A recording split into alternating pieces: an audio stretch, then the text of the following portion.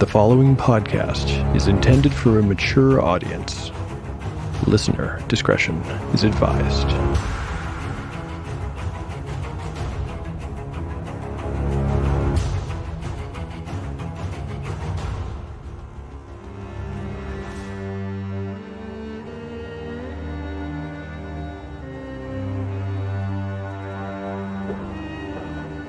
Welcome back to Tale of the Manticore. Like the creature from which it takes its name, Tale of the Manticore is a mashup, a crossbreeding between two different species of storytelling. Here you will find the unpredictability of old-school paper and dice games with the storycraft of a dark fantasy novel. No character is sacred, and no character will be spared if the dice decide their fate is at hand. The dice determine all. According to lore, the tale of a manticore is barbed with cruel iron spikes. There will be much pain in the days ahead.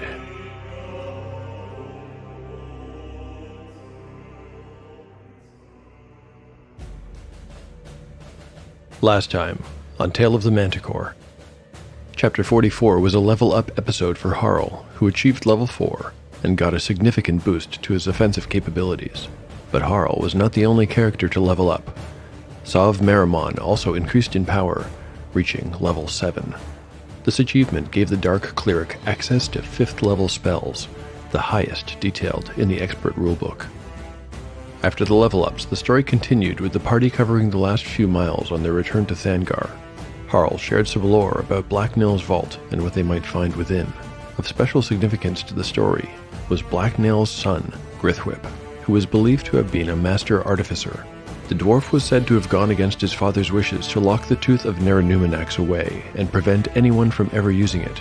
Instead, Grithwhip used the tooth to create a powerful artifact. At least, that's what the stories say. But whether they are true or mere rumors, none can say for certain. Next, in a story that took place in a much less distant past, we learned of Sov Maramon and got a taste of how he came to worship the old god of decay. Clearly, there's more to hear of this tale before the picture is completed. Finally, the party entered a very subdued and quiet Thangar. They wasted no time, heading straight for the palace in the hope of speaking with Chief Augerstone. But the chief was not to be found. Instead, they spoke with the seneschal, Hogna Ringlock, who explained that the chief and every capable warrior were down in the mines, fighting off something that had breached their tunnels. To Harl, this was extremely frustrating. He had hoped to deliver his news about Blacknail's vault, along with a map, and then petition the chief for a force of dwarves to help him retake Dwervar. He had intended on washing his hands of the business concerning Blacknail's vault entirely, but now it seems that quite the opposite has happened.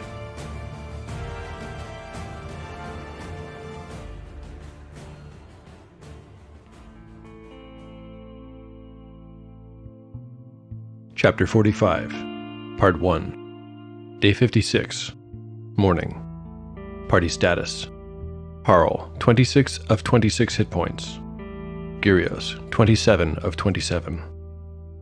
Eridine, 14 of 14.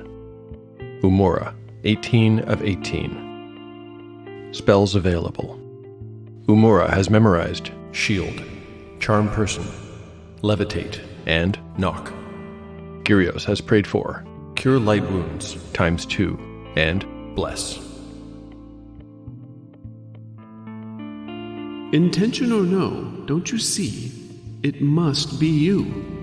You must go to Blacknail's vault. There is, simply, no one else. Ringlock's words echoed in Harl's mind. It was early morning, and the dwarf was sitting alone at a table in the Dead Troll Tavern. He was nursing a cup of beer while awaiting the arrival of 2 scouts Ringlock had promised to provide for the trip ahead. In addition to the beer, Harl had ordered a breakfast of greasy sausages and small potatoes. The food, untouched, had gone cold, and Harl pushed it about on his plate with his fork. He was in a foul mood. Everything that had occurred since his meeting with Ringlock the night before had only made things worse. They had spent the night at the Three Candles Inn, where the proprietor had teased them, suggesting that if they intended to pay for unused rooms again, he wouldn't bother changing the sheets. He had smiled an ugly grin, displaying a mouthful of stinking, rotten teeth, and only by tremendous force of will had Harl refrained from punching out his lights. Later, during the night, he had been tormented by bad dreams. He woke well before dawn and laid awake, agonizing over his new responsibilities. His true loyalties were to his family and the people of Dwervar. He should not be running errands back and forth across the Grunmog accursed Kazmirioth, looking for some Grunmog accursed hole in the ground. Harl looked up from his cup when he heard the door to the dead troll open. The fact that he could hear it above the murmur of the patrons illustrated just how dead the dead troll was. With all the soldiers away in the mines, the patronage of the troll was down to just a few dozen merchants and laborers. Bright morning light filled the doorframe and silhouetted two shapes, one tall and slim, the other short and squat. "Stonecarver?" called one of them. Harl motioned them over, indicating the empty seats at his table.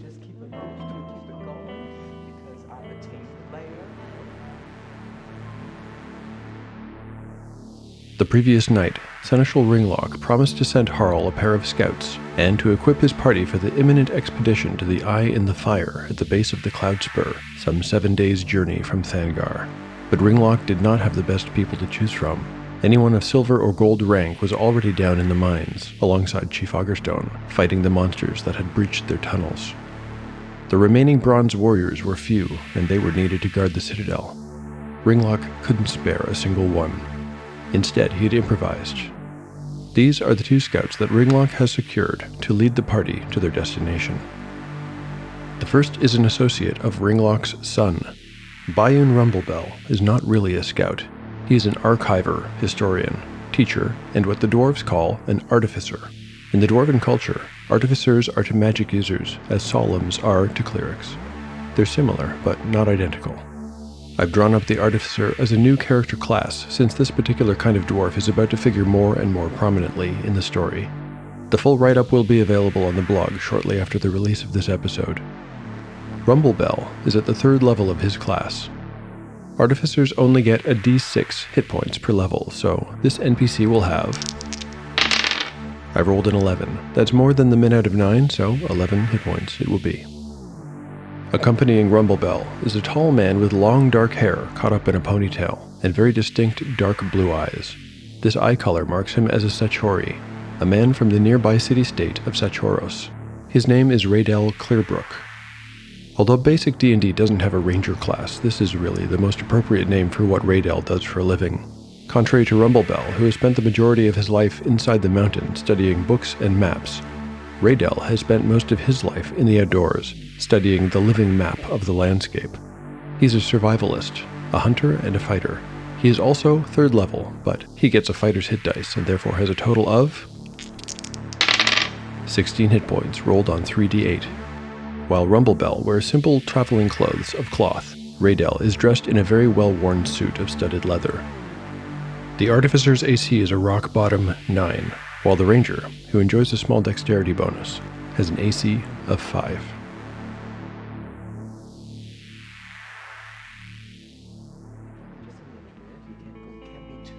When Ringlock had promised to lend them a pair of scouts, this was not what Harl had in mind for either of these two men.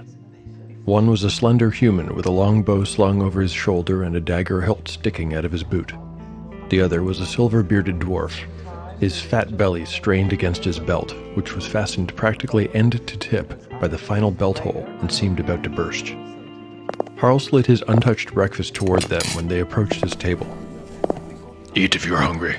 The rotund dwarf eyed the food briefly and licked his lips, but then bowed low at the waist and introduced himself. "I am Bayun Rumblebell," he said. "This is the Ranger, Clearbrook." "Call me Raydell," said the dark-eyed man, performing a quick, stiff bow. "Well met to both of you, though I must say, you are not who I expected to see come through that door." "As to that," explained Rumblebell, "most of Thangar's warriors are currently indisposed. It shall be our honor to serve you, in their stead."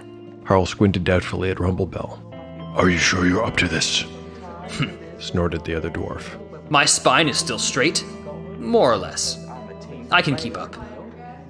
Besides, without someone who has studied the maps, you'd be walking in circles, young Chief Stonecarver." Harl winced at the word. Then he pushed back his chair, got up, and made his way towards the kitchen, saying, Very well. Best not to waste time. Let us be off at once. The sooner we can be done with this business, the better. When he reached the kitchen door, Harl knocked twice and waited. Presently, there were not enough customers to warrant any serving staff, and so the whole tavern was being run by Garrett Magger's ugly wife. After a moment, she appeared at the doorway holding a wooden box. When Harl asked if he might settle his bill, she shook her head and explained that the seneschal had covered not only the cost of his breakfast, but that of the package in her hands as well. She opened it for his inspection, but she needn't have. The smell told him what was inside before he had even laid eyes on them. Mine rations. Mine rations were hard pellets of rendered lard that kept reasonably well, and although they tasted foul, a single one could sustain a dwarf for a day underground. Harl accepted the box with a dispirited word of thanks. Thank you. Rumblebell offered to carry it and declared that he had all the other necessary supplies at the ready. Harl sighed heavily, handed the box to the other dwarf, and led the two retainers out of the tavern to meet with the others.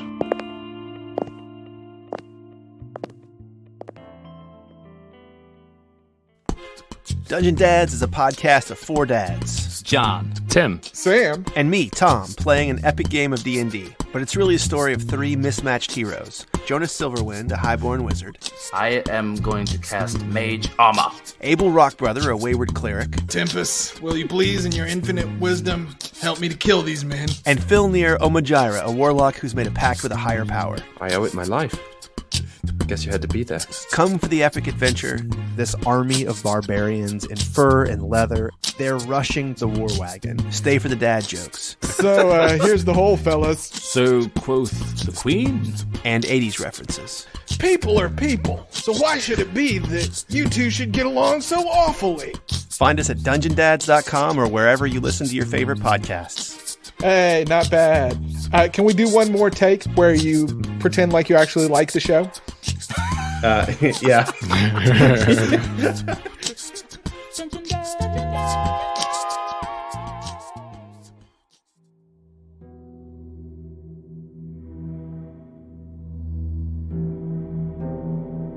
Dramatis Personae, Sav Maramon, 20 years ago.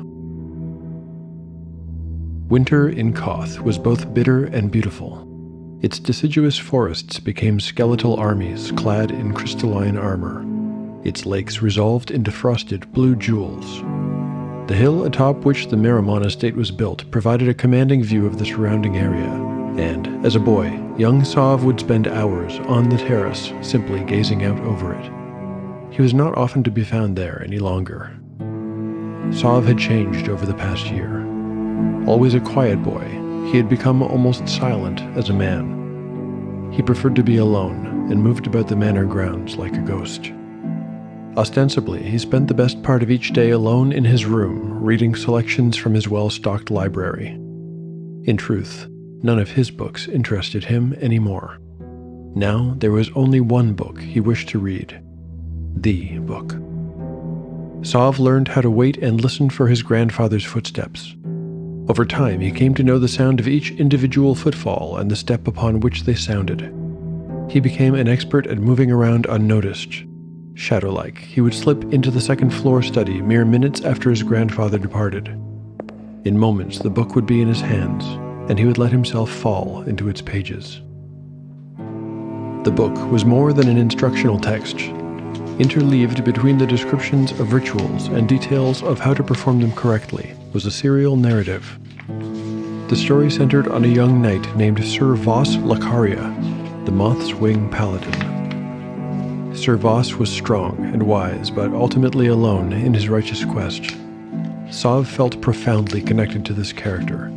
The story of the Moth's Wing Paladin resonated somehow with his soul. Eventually, Sav came to fantasize that he was the Moth's Wing Paladin. He felt every emotion, every high and low, as Sir Voss progressed through his quest, or stumbled in his efforts. One day, in the dead of winter, as a snow squall blew and raged outside the estate's stone walls, Sav stole up to the second-floor study, as was his habit. In a trice, he had the key from the hiding place atop the lintel and fitted into the lock of the chest. By now, he was an expert and made barely a whisper as he opened the chest and removed both the tome and the double-headed implement, which he always kept on his lap as he read. The story was so real, Sov could almost hear the huff and whinny of the night's dark steed as he traveled along the dusty roads. Sov was so engrossed in the story of the Moth's Wing Paladin that he did not hear his grandfather approach until it was too late. I knew it. I have known for weeks, faithless child. You are no kin of mine. Moriel Maramon was not a young man anymore, but he had been a champion once upon a time, and an aura of power still clung to him. He balled his right hand into a fist. There was something else. A look in his eyes. Fury? Desperation? Perhaps both. Or perhaps it was madness. You will put that back where you found it. Now.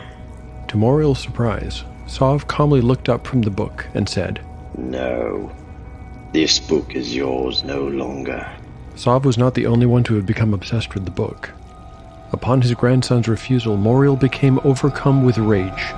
He lunged at the young man. Sov sprang to his feet. He was quick enough to catch the implement midair before it fell to the floor, but he was not able to pull the book out of his grandfather's reach in time. Moriel's bony hand darted out, and his fingers closed over one half of the book.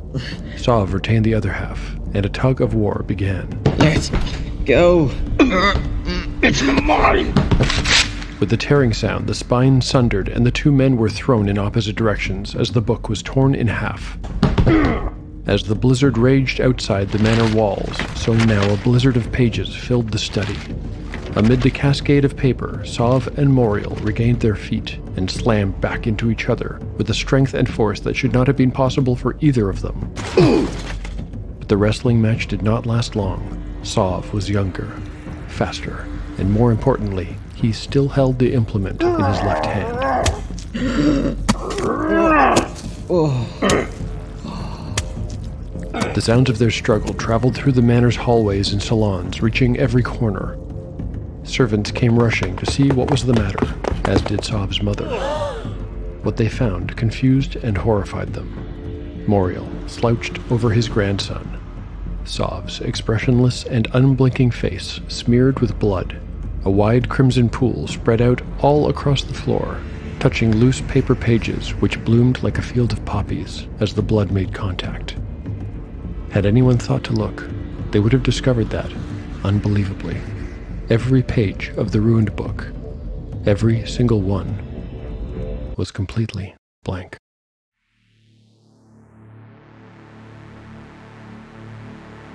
I don't think it would be particularly interesting to roleplay and dramatize the morning hours of Day 56. During this time, the entire expedition party assembles and meets with their guides. Raydell is introduced as a Satori ranger who will serve the party as a forward scout.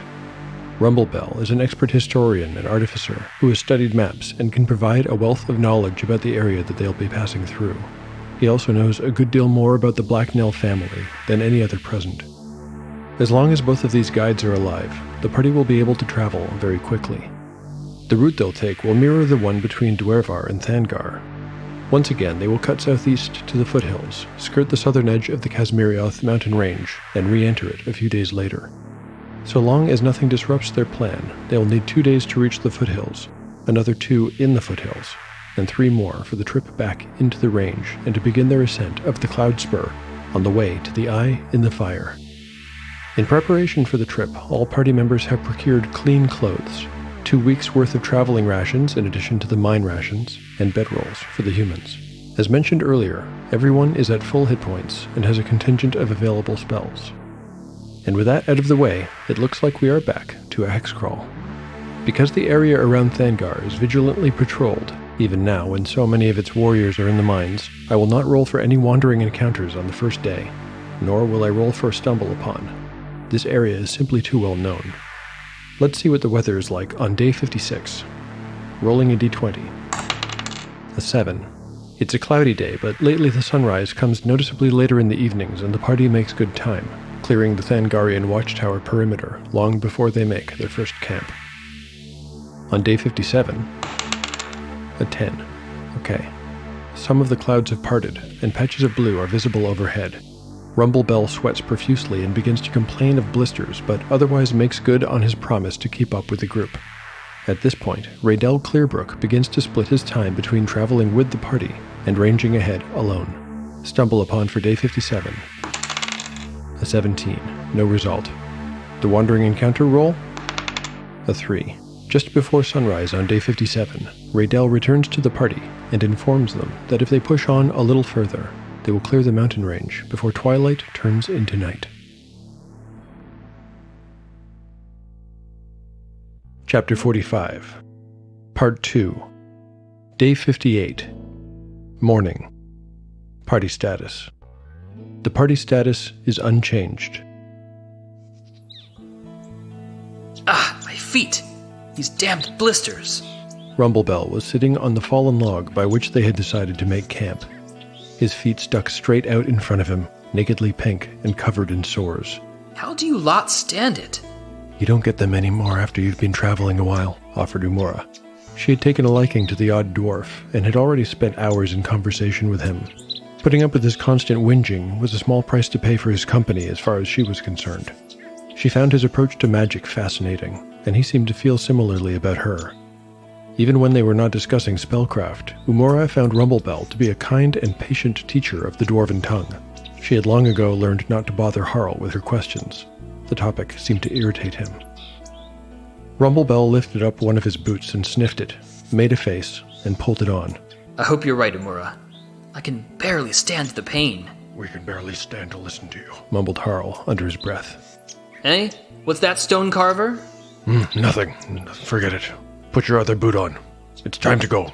Have mercy. Just one more hour. Could we not tarry just one more hour? Put on your other boot, or I'll put it on for you.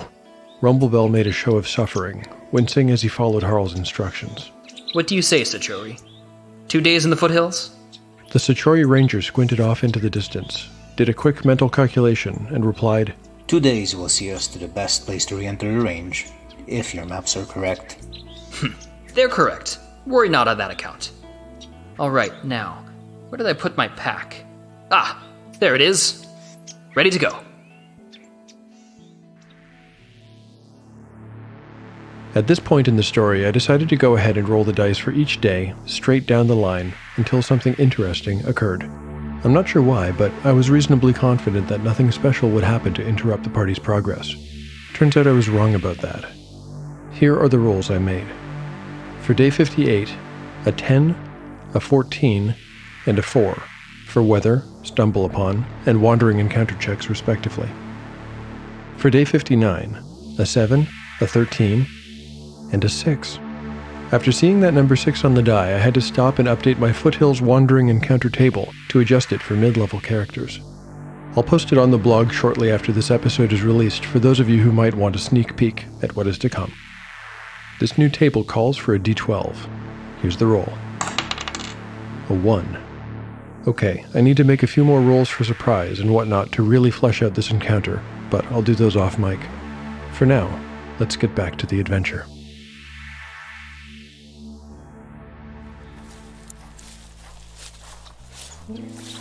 The previous day had been overcast and hazy, with patches of sunshine poking through the cloud cover periodically. Now it was evening on their second day in the hills. The skies this day were an endless and unbroken iron gray. The air became humid and had a pregnant quality that promised rain. Despite the lack of sun, moods were generally high among the companions. Gyrios especially seemed in high spirits. He beckoned Eridine over to his side to express his thoughts. I had forgotten how much I missed seeing trees, Eridine. All that time in the mountains. They are beautiful, of course, but I missed seeing all the colors of nature. Just look at that. Gyrios pointed to a stand of myrtle that practically sang in joyful pink. Behind it was a thicket of dogwood bursting with white blossoms. Eridine favored Gyrios with a rare but pretty smile that made his heart skip a beat. She nodded enthusiastically.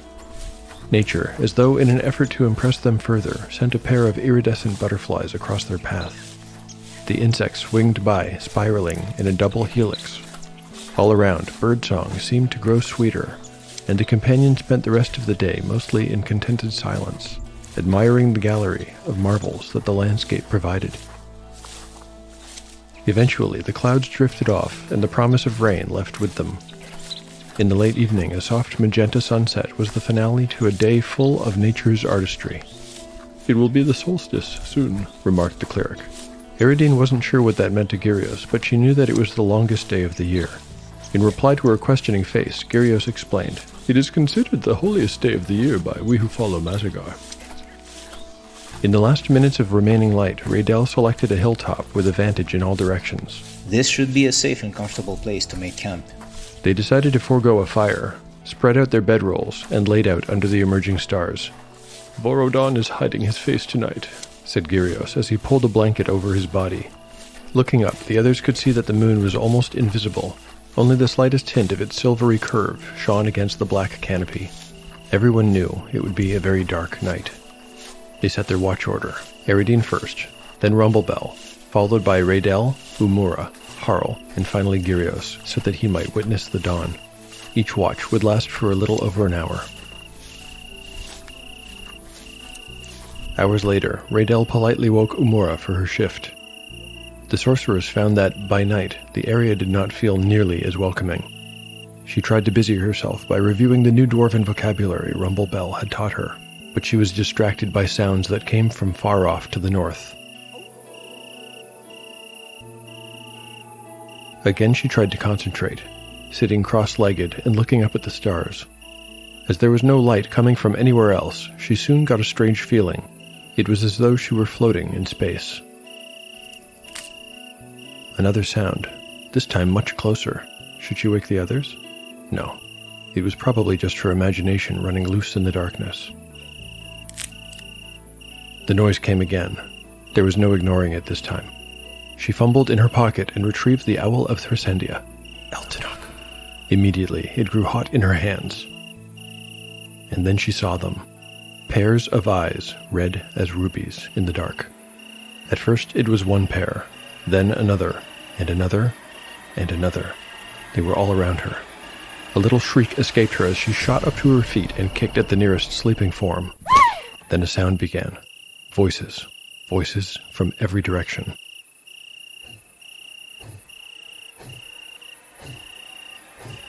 The others were just rousing from sleep when there was a whistling sound, and a spear planted itself in the earth at Umura's feet.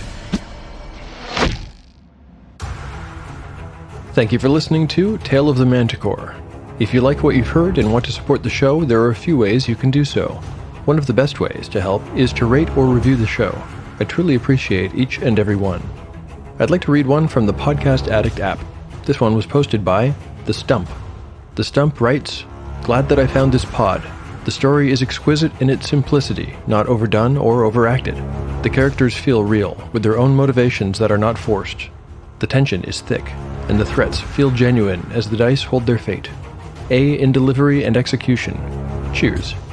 Cheers right back, The Stump. So glad to hear that you're enjoying the show, and thank you so much for taking the time to post the review.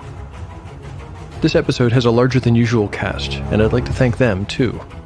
Playing Moriel Maramon, Peter Wheeler, who runs Regulus, a channel that assists Dungeon Masters with homebrewing and keeping the game fresh, even for veteran players. He's on Facebook and Instagram as Regulus RPG. Young Sov is played by the talented Michael Roundtree. The new character Rumblebell is played by James Schrawl from the excellent solo play podcast Subclass Act. Yet another new character to the show, Raydell Clearbrook the Ranger, is played by Bruno of the Chronicles of the Crimson Hound YouTube channel. Thank you so much to all of this episode's voice talent. For those who are curious, I keep a blog where I post all kinds of stuff related to the show. Check it out at taleofthemanticore.blogspot.com.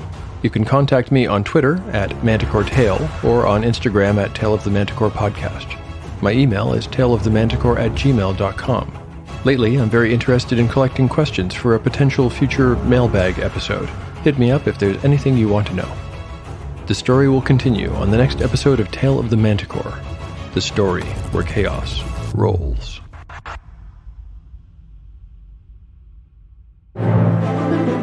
Have you ever dreamt of being a superhero? Legends: A Superhero Story is a new actual play podcast using the Legends superhero role-playing game system, available on all podcast platforms. This exciting new superhero tabletop RPG follows our Game Master Jack and our fledgling heroes played by Chad, Emily, Amanda, and Daniel as they work their way through their origin story and beyond.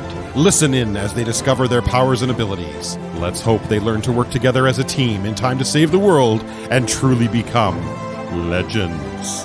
Legends: A Superhero Story is available on all podcast platforms. For more information, follow us on social media at The Legends Cast or visit our website, www.matchplaygames.ca/The Legends Cast.